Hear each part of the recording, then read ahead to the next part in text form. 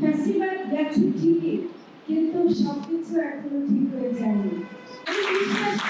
আমি বিশ্বাস করি যে আমাদের তরুণরা প্রাণ যেন দিতে না হয়, কিন্তু তারা যেন রাস্তা থেকে সরে না আসে।